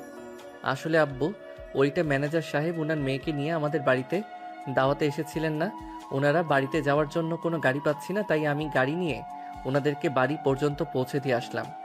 আর সেই জন্যই তুমি হয়তো আমাকে কোথাও খুঁজে পাওনি। তো যাই হোক, বলো কি হয়েছে? না, সেরকম কোনো ব্যাপার না। আসলে আমাকে একটু কালকেই ব্যবসার কাজে ইংল্যান্ডে যেতে হবে। এইমাত্র আমার একটা মেল এসেছে, আর সেখানে আমাকে 1 সপ্তাহের মতো থাকতে হবে। তাই এই কয়দিন তোমাকে একটু অফিসে যেতে হবে বাবা। এসব তুমি কি বলছো? আমি তো আজকে রাখি কখনো অফিসে যাইনি। অফিসের কাজকর্ম তো আমি কিছুই বুঝি না, তাহলে অফিসে গিয়ে আমি করবোটা কি? তাছাড়া আমার তো ভার্সিটি আছে। আর সিটিতে কোনো সমস্যা হবে না, আমি তোমার প্রিন্সিপালের সঙ্গে কথা বলে সব ঠিক করে নেব। আর অফিসের সব কাজ ম্যানেজারকে বলে দিব তোমাকে বুঝিয়ে দিতে। আচ্ছা ঠিক আছে, আমাকে যদি কাজ বুঝিয়ে দেওয়া হয় তাহলে ইনশাআল্লাহ আমি বুঝে নিতে পারবো, কোনো সমস্যা হবে না, তোমার চিন্তার কোনো কারণ নেই। এই বলে রাজ নিজের রুমে চলে আসলো। আর পরের দিন সকালবেলা তার আব্বু ইংল্যান্ডের উদ্দেশ্যে রওনা দেয়। আর সকাল 10টা থেকে ঘুম থেকে উঠে রাজ অফিসে চলে আসে। এদিকে তিশা সেদিন ভার্সিটিতে এসে রাজকে দেখতে না পেয়ে রাজের বন্ধু নিলয়কে প্রশ্ন করে, কি ব্যাপার, আজ ওই রাম ছাগলটাকে দেখছি না কেন? রাম ছাগলটা কি আজ ভার্সিটিতে আসেনি নাকি? না ম্যাডাম, রাজ আজকে ভার্সিটিতে আসেনি। কেন আসলো না সেটাও তো বুঝতে পারছি না। আমার ফোনের ব্যালেন্স নেই, তাই আমি তাকে ফোন করতেও পারিনি। ও আচ্ছা ঠিক আছে, না এসেছে ভালোই হয়েছে। এই ছেলেটাকে দেখলে আমার গায়ে ঘিন ঘিন করে, ছেলেটাকে আমার একদমই দেখতে মন চায় না। যাই হোক, তোমরা সবাই ক্লাসে মনোযোগ দাও। এই বলে তিশা ক্লাস পড়াতে লাগলো। আর এদিকে সেদিনকে দিনটা কেটে গেল। তবে সেদিন অন্যরকম কিছু একটা ঘটলো। তিশার বারবার রাজের কথা মনে পড়ছিল। কেন জানি সে না চাইলেও বারবার তার চোখের সামনে রাজের মুখটা ভেসে উঠছিল। বারবার সে রাজকে খুব বেশি মিস করছিল। তবুও ভার্সিটি টাইম শেষ হলে তিশা বাসায় চলে আসে। অপরদিকে অফিসে ছিল আজকে রাজের প্রথম দিন, তাই সে অফিসের কোনো কাজই জানতো না। তবে ম্যানেজার আগে তাকে অনেক সহযোগিতা করেছে, সব কাজ তাকে বুঝিয়ে দিয়েছে, তাই তার কাজ করতে কোনো সমস্যা হয়নি। বিকাল 5টার দিকে অফিস শেষ করে রাজ বাসায় চলে আসে। আর তখনই তার নাম্বারে নিলয়ের নাম্বার থেকে একটা ফোন আসে। সে ফোনটা রিসিভ করতেই অপর প্রান্ত থেকে শুনতে পায়, কি ব্যাপার দোস্ত, কোথায় তুই? সারাদিন তোর কোনো খোঁজ খবর নেই, আর তুই ভার্সিটিতে আসলি না কেন? না মানে আসলে আব্বু আজ সকালেই ইংল্যান্ডে একটা কাজের জন্য চলে গেছে, তাই আমাকে অফিসে যেতে হয়েছে। আর আগামী 1 সপ্তাহ যেতে হবে, তাই আমি আগামী 1 সপ্তাহ ভার্সিটিতে আসতে পারবো না। আর তার জন্য আব্বু প্রিন্সিপাল স্যারের কাছ থেকে বলে ছুটি নিয়েছে। ও আচ্ছা, তোকে ও আচ্ছা দোস্ত, তোকে একটা কথা বলার আছে। আজ যে তুই ভার্সিটিতে আসিসনি এটা দেখে তিশা ম্যাম তোর খোঁজ খবর নিচ্ছিল। আমি বুঝতে পারছি না তোদের মধ্যে কি চলছে, একটু বলবি আমায়? আরে ভাই, আমার মনে হয় তোর মাথা খারাপ হয়ে গেছে। আমাদের দুজনের মধ্যে কি চলবে, আর যদি কিছু চলতো তাহলে সেটা তুই জানতে পারতিস। আমাদের মধ্যে কিছুই চলছে না রে ভাই। কাল তোর জন্মদিনের পার্টিতে গিয়ে সেখানে ম্যামকে দেখতে পেলাম, আর আজ ম্যাডাম তোর খোঁজ খবর নিছিল। এখন তুই বললেই হলো যে তোদের মধ্যে কিছু চলছে না। দেখ, আমাদের কাছে কোনো কিছু লুকাবি না, আমরা তোর বন্ধু, আমাদের কাছে সব বলে দে প্লিজ। আরে ভাই, যা সত্য তাই বলছি। আমাদের মধ্যে কিছু চলছে না, আর যদি কিছু চলতো তাহলে তুই জানতে পারতি। আর হ্যাঁ, তোকে একটা কথা বলে রাখি, ক্লাসে পড়াগুলো সব নোট করে আমাকে পাঠিয়ে দিবি। আর আমি যে অফিসে যাচ্ছি এটা যেন তুই ছাড়া অন্য কেউ জানতে না পারে। আচ্ছা দোস্ত, ঠিক আছে, তুই কোনো চিন্তা করিস না, কেউ কোনো কিছু জানতে পারবে না। তবে একটা কথা তোকে বলে রাখি, যদি কখনো জানতে পারি ম্যাম আর তোর মধ্যে কিছু চলছে তাহলে কিন্তু তোর খবর আছে, এটা তোকে বলে দিলাম। এই বলতে বলতে দুজনের কথা বলা শেষ করে ফোন রেখে দেয়। আর এদিকে রাজ প্রথমবার অফিসে গিয়েছে। অফিসের কাজ করতে গিয়ে সে অনেকটাই হাঁপিয়ে গেছে, খুব ক্লান্ত বোধ করছে। তাই বাড়িতে এসেই নিজের রুমে গিয়ে কাপড় চোপড় চেঞ্জ না করেই বিছানায় শুয়ে ঘুমিয়ে পড়ল। তার আম্মু সন্ধ্যায় নাস্তা বানিয়ে তাকে ডাকতে এসে দেখল সে কাপড় চোপড় চেঞ্জ না করেই বিছানায় শুয়ে ঘুমোচ্ছে। তাই তিনি তাকে ঘুম থেকে ডেকে তুললেন। এই রাজ, কি হচ্ছে তোর? এই সন্ধ্যাবেলায় ঘুমাচ্ছিস কেন? বিছানা ছেড়ে ওঠ, আমি নাস্তা বানিয়েছি, খাবি আয়। উফ আম্মু, প্লিজ ডাকাডাকি করুন, আমার শরীরটা খুব ক্লান্ত লাগছে, আমাকে একটু ঘুমাতে দাও। আর এখন আমি নাস্তা করব না, রাতের খাবার খাওয়ার সময় হলে আমি নিজেই চলে আসব। তখন রাজের আম্মা আর কোনো কথাই বলল না, চুপচাপ সেখান থেকে চলে গেল। কারণ তিনিও বুঝতে পারছেন এই প্রথমবার তাদের ছেলে কোনো একটা কাজ করেছে, তাও আবার অফিস সামলেছে। অফিস সামলানোটা এতটাও সহজ কাজ নয়। রাজ ক্লান্ত শরীর নিয়ে ঘুমিয়ে যায়। রাত 10টার দিকে আবারও তার আম্মু তাকে রাতের খাবার খাওয়ার জন্য ডাক দেয়। তখন সে বিছানা ছেড়ে উঠে আর ফ্রেশ হয়ে রাতের খাবার খেয়ে নেয়। তারপর ড্রয়িং রুমে এসে বসে। তখনই তার আম্মু তাকে আবারও বলতে থাকে, কি ব্যাপার বাবা, প্রথম দিনেই অফিস কেমন কাটলো? এই তো ভালোই। আসলে তুমি তো জানোই আমি কাজের পর্যন্ত জানতাম না, কিন্তু ম্যানেজার সাহেব আমাকে সব কিছু বুঝিয়ে দিয়েছে, তাই আমার সেরকম কোনো ঝামেলা হয়নি। তাহলে কি বাবা, এখন থেকে তুই অফিস সামলাতে পারবি? আরে না, এসব তুমি কি বলছো? আমি নিজেকে একদম এসব ঝামেলায় জড়াতে চাই না। যতদিন আব্বু বেঁচে আছে ততদিন আব্বু সব কিছু সামলাবে, আমি নিজেকে কোনো ঝামেলায় জড়াতে চাই না। এখন তো শুধুমাত্র আব্বু বাড়িতে নেই বলেই আমি অফিসে গিয়েছি, তা না হলে কি আমি কখনো অফিসে যেতাম নাকি? কিন্তু বাবা, সেরকমটা বললে হয় নাকি? তুই আমাদের একমাত্র সন্তান, আমাদের যা কিছু আছে সবকিছুর একমাত্র মালিক হলে তুই এখন যদি তুই নিজের সবকিছু গুছিয়ে না রাখিস, সবকিছুর বোঝার চেষ্টা না করিস, তাহলে কবে কি করবি? আমি তো সেটাই বুঝতে পারি না। আম্মু, তোমাকে তো চিন্তা করতে হবে না, যখন যেটা বোঝার তখন আমি সেটা বুঝে নেব। তবে এখন আমি সেই সব কিছুর মধ্যে নিজেকে জড়াতে চাই না, তাই প্লিজ তোমরা আমাকে জোরাজোরি করো না, আমাকে আমার মতো থাকতে দাও। এরপর রাজের আম্মু এই বিষয়ে আর কোনো কথা বাড়ালো না। তারা দুজনে মিলে তারপর অন্য একটি প্রসঙ্গ নিয়ে বেশ কিছুক্ষণ গল্পগুজব করলো। আর রাত 11:30টার দিকে নিজেদের রুমে গিয়ে ঘুমিয়ে পড়ল। পরের দিন যথারীতি সকাল 8টার দিকে রাজ ঘুম থেকে উঠে আর তাড়াতাড়ি ফ্রেশ হয়ে নেয় অফিসে যাওয়ার জন্য। আর তারপর নাস্তা করে অফিসে চলে যায়। এভাবেই চলছিল তার দিনগুলো। অপরদিকে তিশা ভার্সিটিতে এসে রাজকে দেখতে না পেয়ে তার খুব খারাপ লাগতো। সে বারবার রাজের সঙ্গে যোগাযোগ করার চেষ্টা করতে থাকে, কিন্তু কোনোভাবেই পেরে ওঠে না। সেদিন ক্লাসে তিশা নিলয়কে বলে, নিলয়, তুমি একবার আমার সঙ্গে আমার কেবিনে এসো তো, তোমার সঙ্গে আমার একটু কথা আছে। নিলয় তখন কোনো কথা না বলে তিশার পিছন পিছন তার কেবিনে চলে আসে। আর তখন তিশা নিলয়কে বলতে থাকে, নিলয়, তুমি আমাকে একটা সত্যি কথা বলবে? হ্যাঁ ম্যাডাম, অবশ্যই। আমি কেন আপনাকে সত্য কথা বলবো না? আপনি আমার ম্যাডাম, আপনার সঙ্গে সত্য কথা বলাটা আমার কর্তব্য। আচ্ছা, তাহলে তুমি আমাকে বলো তো, রাজ কোথায় আছে? আই এম সরি ম্যাডাম, আমি জানি না এ ব্যাপারে কোনো কিছু। দেখো, আমার সঙ্গে একদম মিথ্যা কথা বলার চেষ্টা করবে না। আমি খুব ভালো করে জানি তুমি জানো রাজ কোথায় আছে, কিন্তু তুমি আমাকে এটা বলছো না। তুমি প্লিজ আমাকে এটা বলো, রাজ কোথায় আছে? সে তোমার বেস্ট ফ্রেন্ড, পৃথিবীর কেউ তার খোঁজ না জানলেও তুমি খুব ভালো করেই জানো। না ম্যাম, আমি একদম সত্যি কথা বলছি। আমি কোনো কিছুই জানি না, আর জানলে আমি অবশ্যই আপনাকে বলতাম। বললাম তো আপনি আমার ম্যাম। আমি আপনার কাছে কেন মিথ্যা কথা বলতে যাব? আপনার কাছে মিথ্যা কথা বলার তো কোনো প্রশ্নই ওঠে না। আচ্ছা ঠিক আছে, তাহলে তুমি যাও। কিন্তু ম্যাম, আমি কি আপনাকে একটা প্রশ্ন করতে পারি, যদি আপনি কিছু মনে না করেন? তুমি আবার আমাকে কি প্রশ্ন করবে? আমি তো সেটাই বুঝতে পারছি না। বলো, কি বলবে? না মানে আসলে ম্যাডাম, আপনি তো রাজকে সহ্য করতে পারেন না। আপনি তো সব সময় তাকে মেজাজ দেখান, এমনকি ভার্সিটি থেকে বের করে দেওয়ার হুমকিও দিয়েছেন। কিন্তু আজ এই কয়েকদিন ধরে ভার্সিটিতে না আসায় আপনি তার ব্যাপারে এত খোঁজ খবর কেন নিচ্ছেন? আমার মনে হয় তুমি তোমার সীমা অতিক্রম করে ফেলেছো। তুমি আমার ছাত্র, সেটা তুমি ভুলে গেছো। তাই আমি তোমাকে বলছি, তুমি তোমার সীমার মধ্যে থাকো, সীমা অতিক্রম করার চেষ্টা করো না। হ্যাঁ ম্যাডাম, সেটা তো অবশ্যই।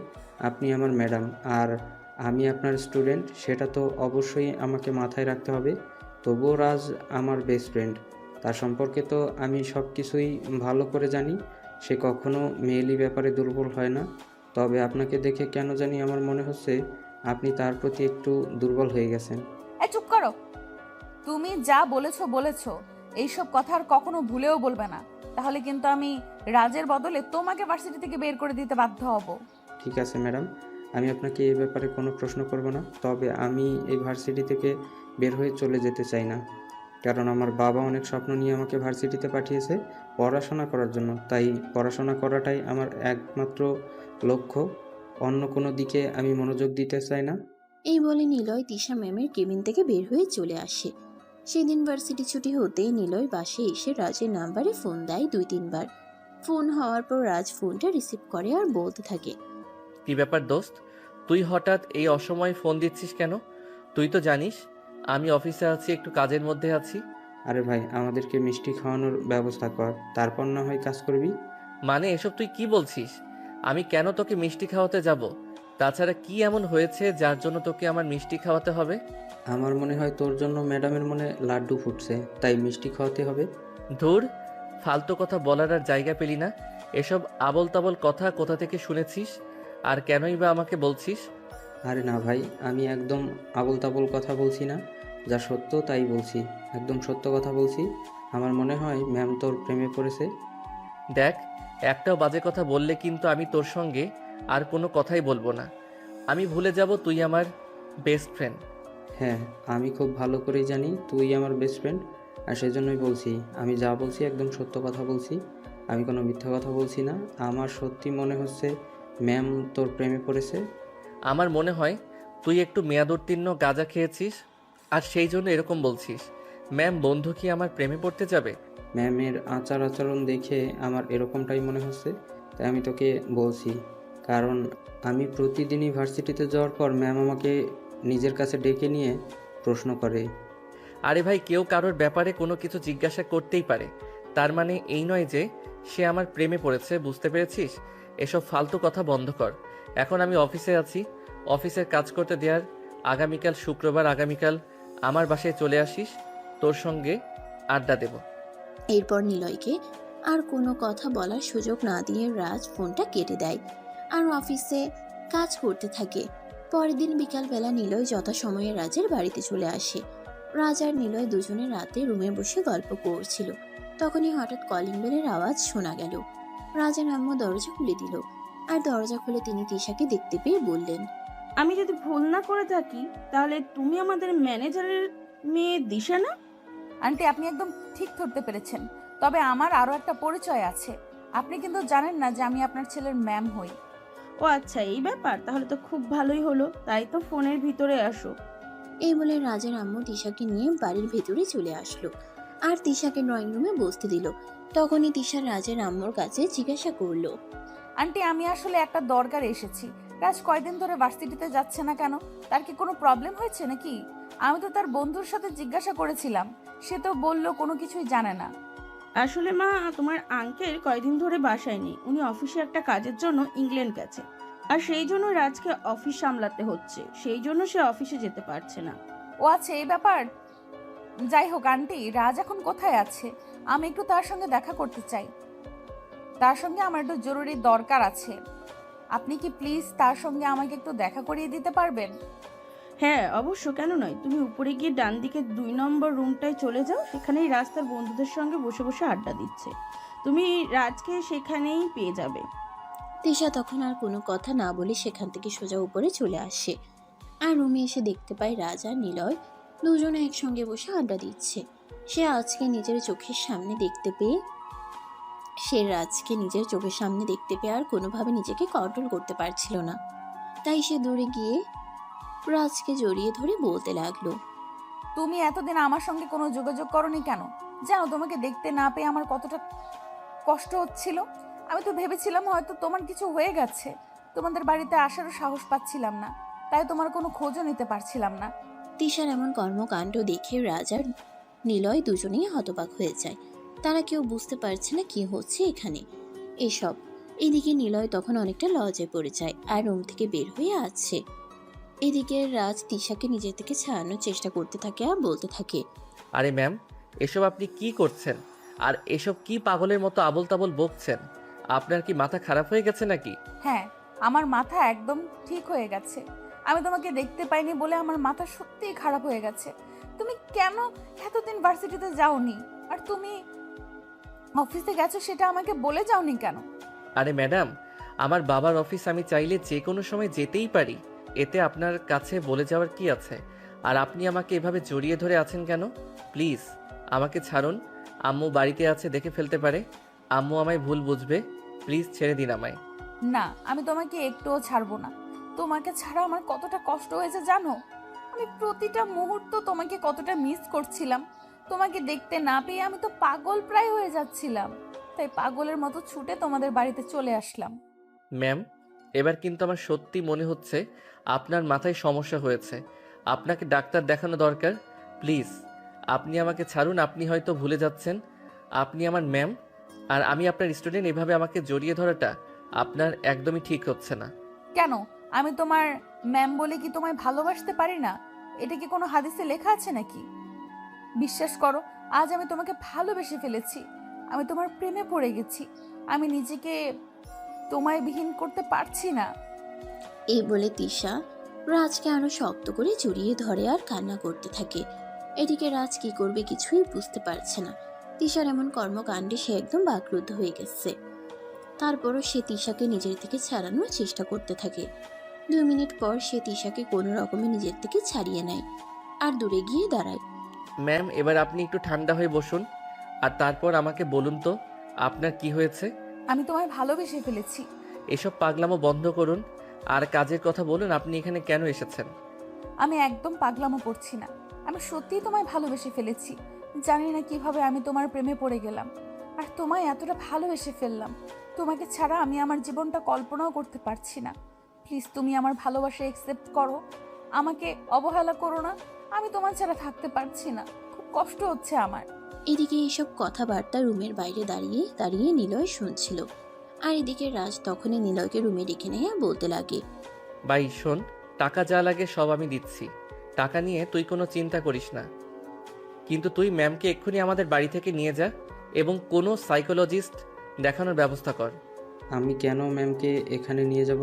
আমি তো তোকে আগেই বলেছিলাম ম্যাম মনে হয় তোর প্রেমে পড়ে গেছে, কিন্তু তুই তো আমার কোনো কথাই শুনছিলি না, এমনকি আমার কথাকে কোনো পাত্তাও দিছিলি না।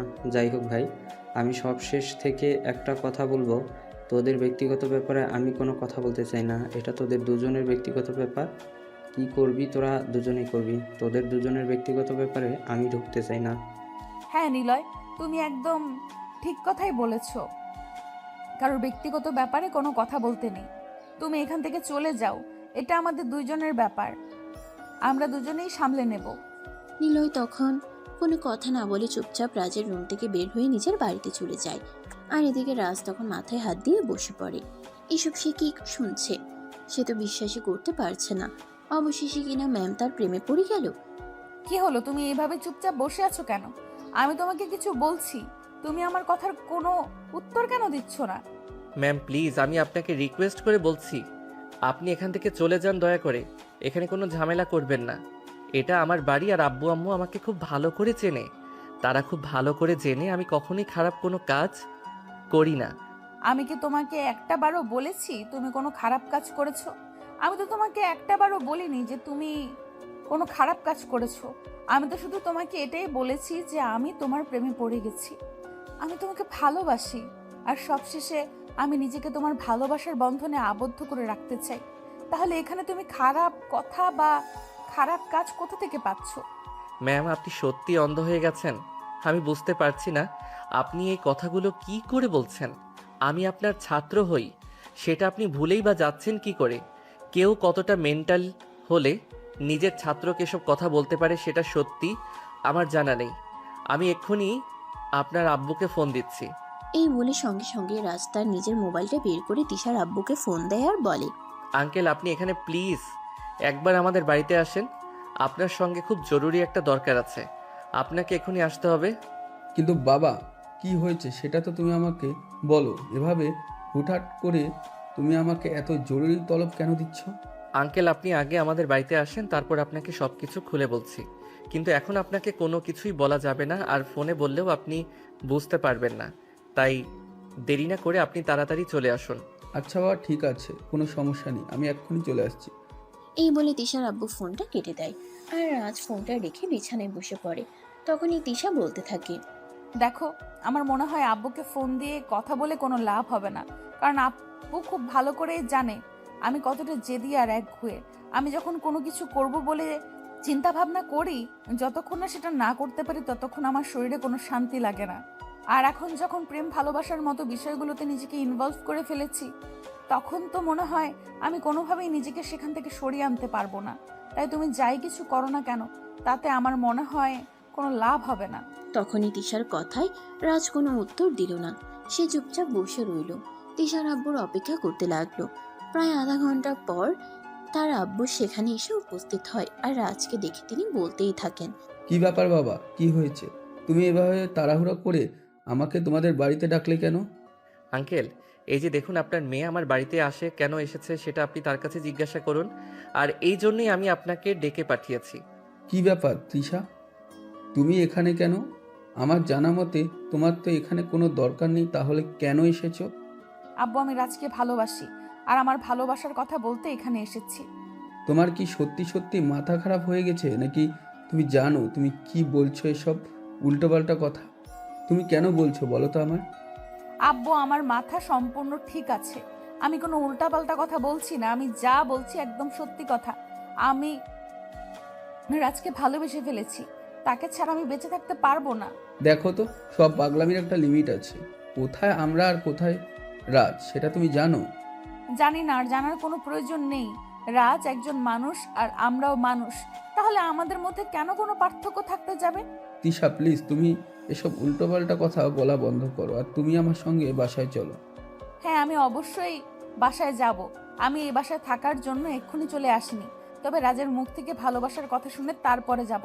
রাজ যখন আমাকে ভালোবাসার কথা বলবে আমি তখনই চলে যাব, কিন্তু যতক্ষণ বলবে না ততক্ষণ আমি এখানেই থাকবো। এভাবেই তাদের মধ্যে কথা কাটাকাটি চলতে থাকে।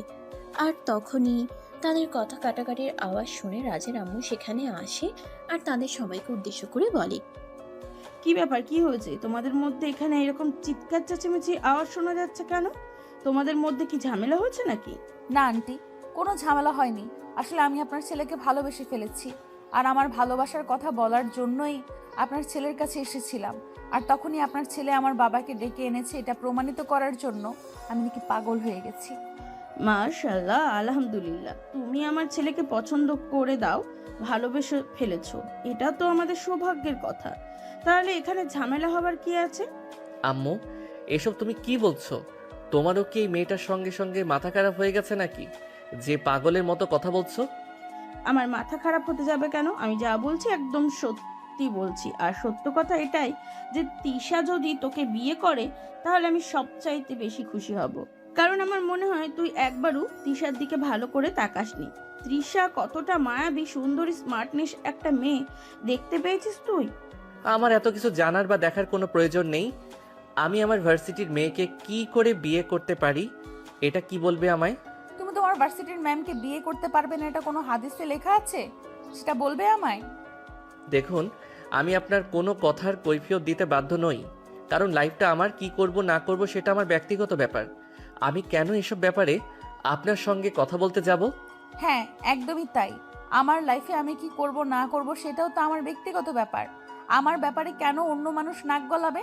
আমি তোমায় ভালোবাসি, বিয়ে করতে চাই। এটাই আমার শেষ কথা। এরপর আমি কোনো কথা শুনতে চাই না।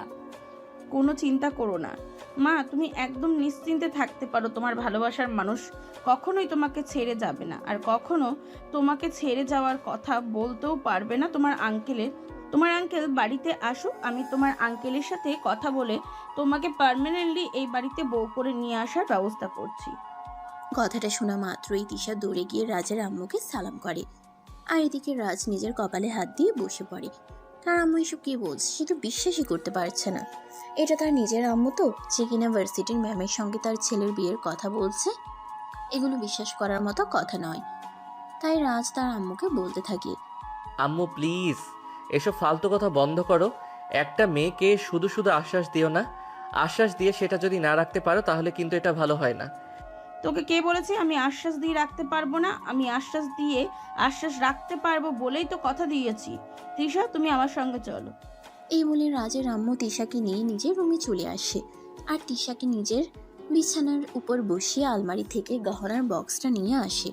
তারপর ওখান থেকে একজোড়া হাতের বালা বের করে আর ওগুলো তিশার হাতে পরিয়ে দেয়। দেখো, এগুলো আমাদের বংশের ঐতিহ্য। আমার শাশুড়িকে আমার দাদি শাশুড়ি দিয়েছিলেন, আর তারপর আমার শাশুড়ি আমাকে দিয়েছিলেন, আর এখন দিলে তো তুমি আমার একমাত্র পুত্রবধূ খেতে চলে এসো। তাই এগুলো এখন থেকে আমি তোমাকে তোমার ছেলের জন্য বুকিং করে রাখলাম। আপনি সত্যি বলছেন তো আম্মু? আমি কি আমার ভালোবাসাকে পাবো? হ্যাঁ, তুমি অবশ্যই পাবে। তুমি কোনো চিন্তা করো না, তুমি নিশ্চিত মনে বাড়িতে ফিরে যাও। তোমার আঙ্কেল বাড়িতে এসে আমি তোমার আঙ্কেলকে নিয়ে তোমাদের বাড়িতে যাব, আর তারপর বিশাল আয়োজন করে ধুমধাম করে তোমাদের বিয়ের ব্যবস্থা করব। এই বলে রাজের আম্মু তিশাকে নিয়ে ড্রয়িং রুমে আসে। অপরদিকে রাজ আর তিশার আব্বু আগে থেকে ড্রয়িং রুমে বসেছিল। তিশার হাতে বালা জোড়া দেখে রাজ বলল, কি ব্যাপার আম্মু? দাদুর দেওয়া বালাজোড়া ম্যামের হাতে কেন? তিশা এই বাড়ির বউ হতে চলেছে, তাই। মাথা খারাপ হয়ে গেছে তাই এসব পাগলের মতো কথা বলছো? তা না হলে এসব পাগলের মতো কথাবার্তা বলতে পারতে না। তাহলে সুস্থ মানুষের মতো সুস্থ মস্তিষ্কে কথা বলতে। সে তোর যা ভালো মনে হয় তুই তাই মনে করতে পারিস, তাতে আমার কিছু যায় আসে না। যেটা সত্য কথা আমি সেটাই তোকে বলেছি। এখন তুই যদি সেই কথা বিশ্বাস করতে না পারিস তাহলে তো আমার কিছু করারই নেই, আর মেনে নিতে না পারলে আমার কিছু করারই নেই। হ্যাঁ ভাবি, রাজ একদম ঠিক কথাই বলেছে। তিশার এসব পাগলামি প্রশ্রয় দেওয়া আপনাদের একদমই উচিত হয়নি। মেয়েটা আমার ছোটবেলা থেকে এরকমই। তাই বলে সে যা চাইবে তাই যে দিতে হবে এরকমটা তো কোনো কথা নেই। রাজ আপনাদের একমাত্র ছেলে, তার ব্যাপারে সিদ্ধান্ত নেওয়ার জন্য আপনাকে একটু হলেও চিন্তাভাবনা করা উচিত ছিল। এভাবে সিদ্ধান্ত নেওয়াটা কিন্তু একদমই উচিত হয়নি। আপনি কোনো চিন্তা করবেন না ভাইজান। রাজের আব্বু বাড়িতে আসলে আমি রাজের আব্বুর সঙ্গে কথা বলে তারপর তিশাকে এই বাড়িতে নিয়ে আসার ব্যবস্থা করছি। তিশাকে আমার আগে থেকেই পছন্দ ছিল, তাই এখন তিশা যখন নিজের থেকে এই ব্যাপারে কথা বলেছে আমি আর কোনো রিস্ক নিতে চাই না। এই কথা শুনে রাজ রাগে নিজের রুমে চলে যায়। আর এদিকে তিশা তার বাবাকে নিয়ে বাসায় চলে আসে। এরপর চলে গেল আরও 4-5 দিন সময়। ইতিমধ্যে রাজের আব্বু বাড়িতে চলে এসেছে। রাতের বেলা যখন রাজের আব্বু ঘুমাতে যাবে তখনই রাজের আম্মু সেখানে আসে আর রাজের আব্বুকে উদ্দেশ্য করে বলে, আমি তোমার ছেলের জন্য বিয়ের সম্বন্ধ করেছি, আশা করি এতে তোমার সম্মতি পাবো। এসব তুমি কি বলছো রাজ? আমাদের ছেলে সেটা ঠিক আছে, কিন্তু তাই বলে আমাদের সবাই মিলে দেখাশোনা করে তারপরে তার বিয়ের সম্বন্ধ করা উচিত ছিল। কিন্তু একা একা বিয়ের সম্বন্ধ ঠিক করে নিলে কি করে? দেখো, আমি এরকম কিছু করিনি যেটা তোমাদের পছন্দ হবে না। আমি তোমাদের পরিচিত একটা মেয়েকেই রাজের পাত্রী হিসেবে পছন্দ করেছি, আশা করি ওই মেয়েটাকে তোমারও পছন্দ হবে। কি বলছো তুমি? তুমি যে মেয়েটাকে পছন্দ করেছো সেই মেয়েটা আমার পরিচিত? আচ্ছা ঠিক আছে, বলো তো মেয়েটাকে। মেয়েটা অন্য কেউ নেই, মেয়েটা তোমার অফিসের ম্যানেজারের মেয়ে। মেয়েটাকে আমি প্রথম দেখেছিলাম সেই দিনই আমার পছন্দ হয়েছিল, কিন্তু কোনো কথা বলতে পারিনি। এখন দেখলাম মেয়েটা নিজেই তোমার ছেলেকে পছন্দ করে, তাই আমি মেয়েটাকে কথা দিয়েছি তাকে এবারই বউ বানিয়ে আনবো। এবার তুমি আমাকে এটা বলো যে এই বিয়ের ব্যাপারে তোমার কি মতামত? তুমি তো খুব ভালো করেই জানো আমি কখনো তোমার মতামতের বিরুদ্ধে যাই না। আমি সব সময় তোমার মতামতকে গুরুত্ব দিই এবং তোমার মতামতকে যথেষ্ট সম্মান প্রদর্শন করি। তাই তুমি যেটা ভালো মনে করো সেটাই করো, এ ব্যাপারে আমি তোমাকে কিছুই বলবো না। আচ্ছা ঠিক আছে, কোনো সমস্যা নেই। তাহলে একটা কাজ করো, তুমি কালকেই একবার আমার সঙ্গে তিশাদের বাড়িতে চলো। আমরা তার আব্বুর সঙ্গে বসে সরাসরি কথা বলতে চাই। এর পরের দিন রাজের আব্বু আম্মু সকালবেলা ঘুম থেকে উঠেই রাজকে বলে, রাজা, তুমি তো জানোই তোমার মা তোমার বিয়ের সম্বন্ধ করছে, তাই আজ তুমি আমাদের সঙ্গে ওখানেই যাবে। আব্বু আমি এটা কখনোই করতে পারবো না, কারণ উনি আমার ভার্সিটির মেয়ে। এটা করলে আমার মান সম্মান সব চলে যাবে। তাছাড়া এই মেয়ের মধ্যে কি এমন আছে যার জন্য এই মেয়েকে আমার বিয়ে করতে হবে? পৃথিবীতে কি মেয়ের অভাব পড়েছে নাকি? দেখো, তুমি একদম বেশি কথা বলবে না। আমরা যা করছি তোমার ভালোর জন্যই করছি। আমরা তোমার বাবা মা, আমরা কখনোই এমন কিছু করব না যেটা তোমার জন্য ক্ষতিকর হবে। তাই বেশি কথা বলতে এসো না, বুঝলে? কিন্তু আব্বু, দেখো, তুমি এইটুকু বড় হয়েছো, এ পর্যন্ত তুমি আমাদের কাছে যা কিছু চেয়েছো সব কিছু তোমার চোখের সামনে এনে হাজির করেছি।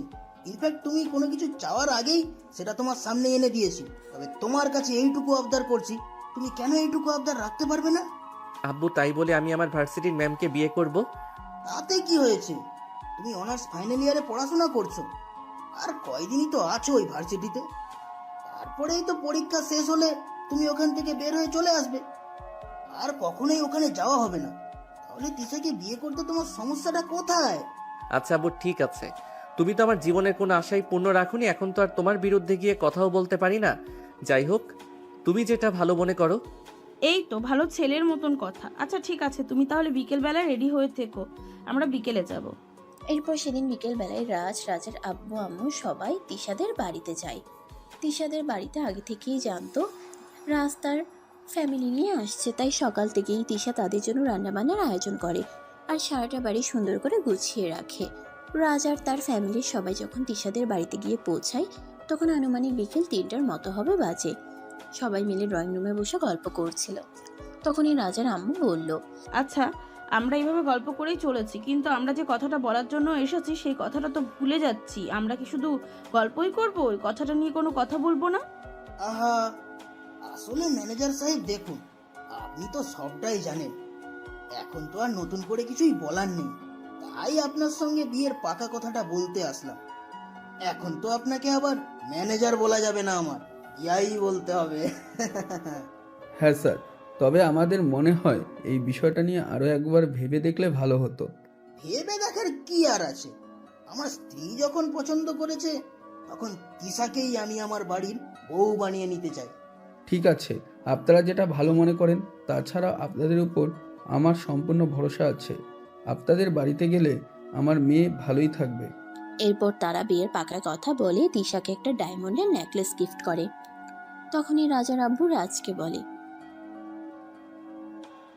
রাজ তখন কোনো উত্তর না দিয়ে চুপচাপ সেখান থেকে উঠে বাড়ির বাইরে বাগানে চলে আসে। তখন তার পিছন পিছন আসে তিশা। বাগানের বেঞ্চিতে বসে রাজ কিছু একটা চিন্তা করছিল। তখন এই তিশা পিছন থেকে তার কাঁধে হাত রেখে বলতে লাগলো, কি ব্যাপার, তুমি কি চিন্তা করছো? কি আর চিন্তা করব? এখন আর চিন্তা করে কি লাভ হবে? যা হওয়ার তা তো হয়ে গেছে, এখন আর কি হবার বাকি আছে? দেখো, তোমায় আমি ভালোবেসে ফেলেছি, আর ভালোবাসা হারিয়ে আমি বেঁচে থাকতে পারবো না। তাই আমি তোমাকে বিয়েটা করতে চাইছি। প্লিজ তুমি আমাকে মেনে নাও, কখনো ভালোবাসার কমতি রাখবো না। ভালোবাসা দিয়ে আর কি হবে? যেখানে কিনা নিজের ম্যামকে বিয়ে করতে হচ্ছে সেখানে ভালোবাসা আর কি? বুঝতে পেরেছি, তুমি এখনো আমার উপর অভিমান করে আছো, আমাকে ভুল বুঝতেছো। কিন্তু বিশ্বাস করো, এমন একটা সময় আসবে যেদিন তুমি নিজের থেকেই আমাকে বলবে আমাকে বিয়ে করে তুমি জিতেছো, আমাকে বিয়ে করে তুমি একটুও ঠকে যাওনি। আমি সেই দিনটার অপেক্ষায় রইলাম। এই বলে তিশা বাড়ির ভেতরে চলে যায়। আর এদিকে 1 সপ্তাহ পরে রাজ আর তিশার বিয়ের আয়োজন করা হয় মহা ধুমধামের সাথে। সেই বিয়ের অনুষ্ঠান হয়। শহরের গণ্যমান্য ব্যক্তিবর্গ থেকে সবাই উপস্থিত ছিলেন সেখানে। কিন্তু রাজের একটুও মন ভালো ছিল না। কি ব্যাপার দোস্ত, তুই এখানে মন খারাপ করে বসে আসছিস কেন?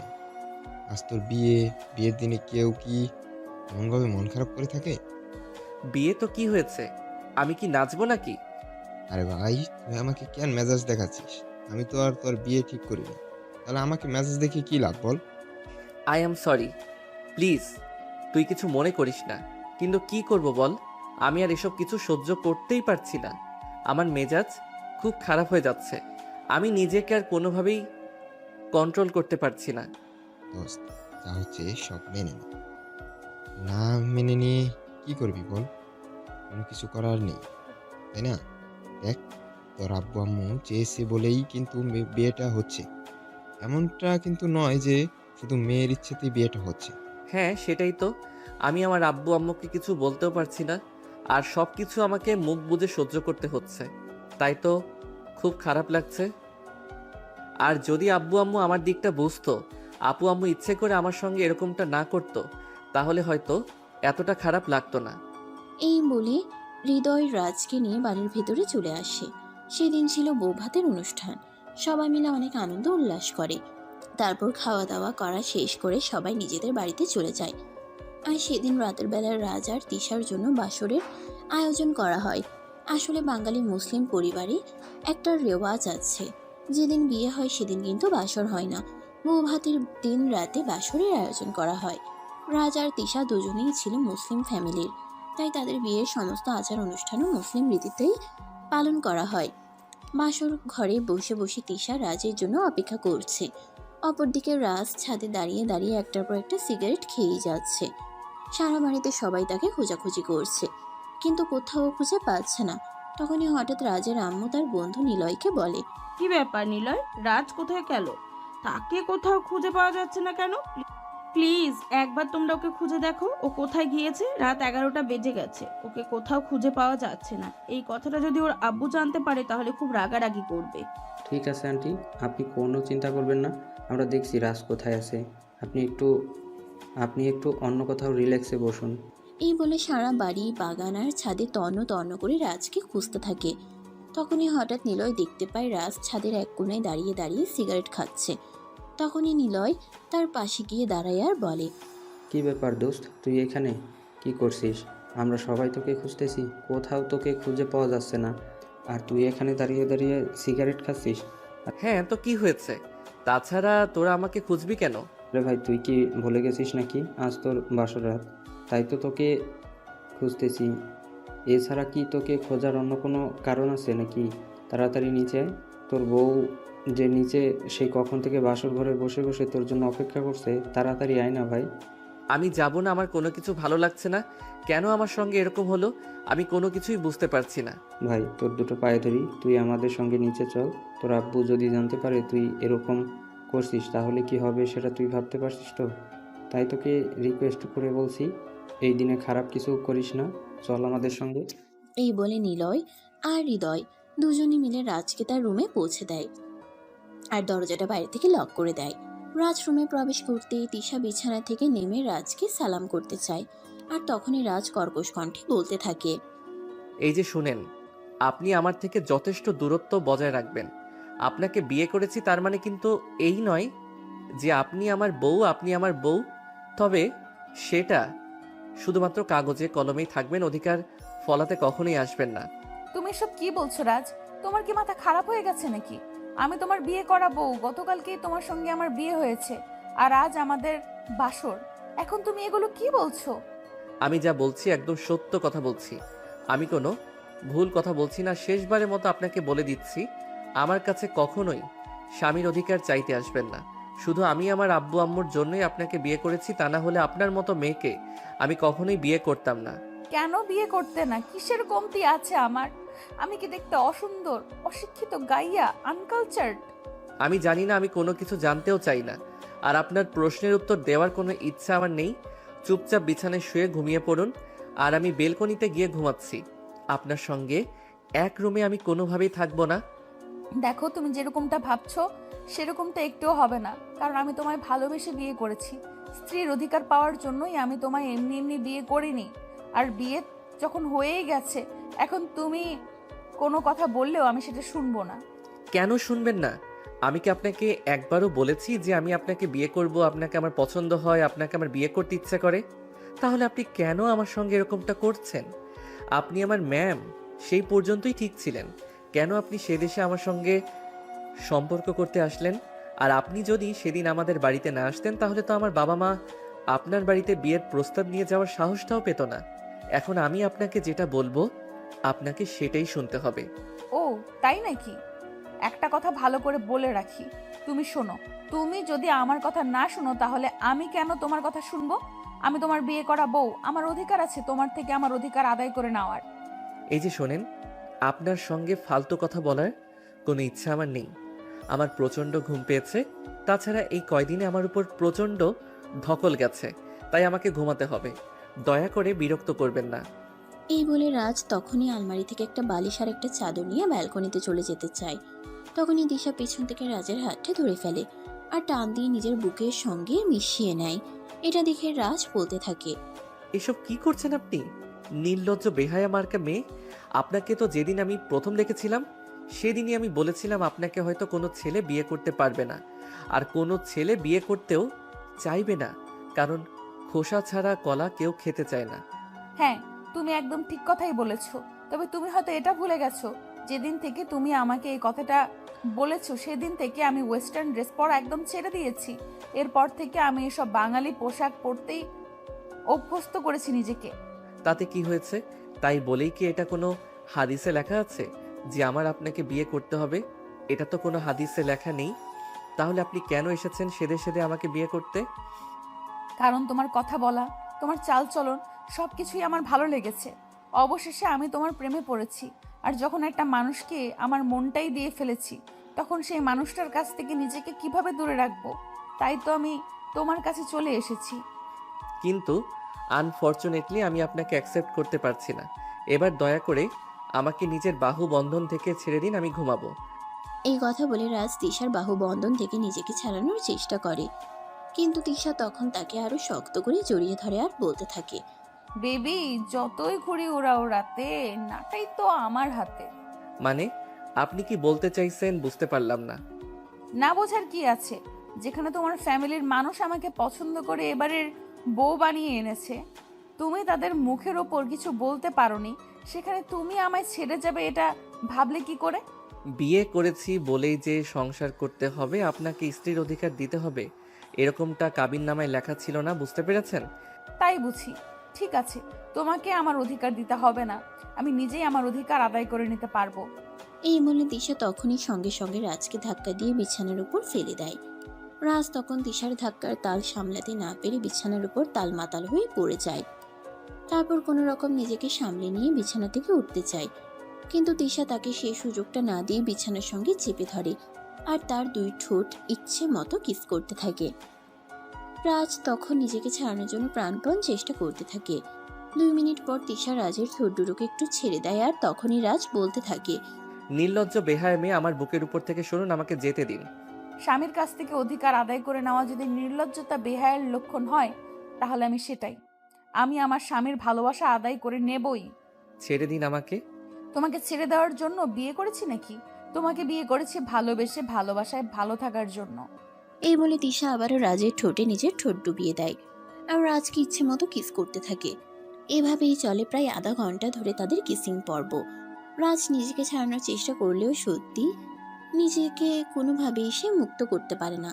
আর অবশেষে ও তিশার সঙ্গে রেসপন্স করতে বাধ্য হয় আর দুজনে চলে যায় ভালোবাসার মহাসমুদ্রে। তাদের ভালোবাসার আদান প্রদান পর্ব শেষ হলে দুজন দুজনকে জড়িয়ে ধরে ঘুমিয়ে পড়ে। সকালবেলা তিশা ঘুম থেকে উঠে ফ্রেশ হতে চলে যায় আর রাজ এদিকে ঘুমাচ্ছিল।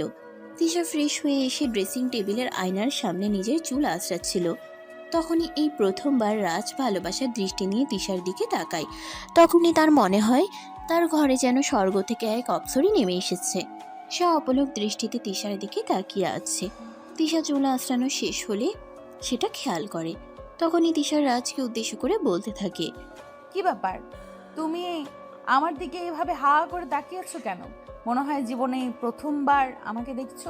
হ্যাঁ, ভালোবাসার দৃষ্টিতে তো এই প্রথমবার দেখছি তোমায়। ওরে বাবা, আমার লাভলু দেখছি ইতিমধ্যে আমাকে ভালোবেসে ফেলেছে। তা কি দেখে আপনি আমাকে ভালোবেসে ফেললেন বলেন তো শুনি। আমি যদি সত্যি কথা বলি তাহলে কি তুমি আমার কথা বিশ্বাস করবে? হ্যাঁ, অবশ্যই। তুমি সত্যি কথা বললে আমি কেন বিশ্বাস করব না? আমি তোমার কথা বিশ্বাস করতে বাধ্য। আমি তোমার মায়াবী চেহারার প্রেমে পড়ে গেছি, বিশ্বাস করো। এই প্রথমবার আমি ভালো করে তোমার দিকে তাকালাম আর আমি দেখতে পেলাম তুমি এতটাই সুন্দর যে মনে হয় আকাশ থেকে কোনো পরী আমার ঘরে নেমে এসেছে, যার চোখের দিকে তাকিয়ে আমি আমার পুরোটা জীবন পার করে দিতে পারবো। পাম দেওয়ার আর জায়গা পেলে না।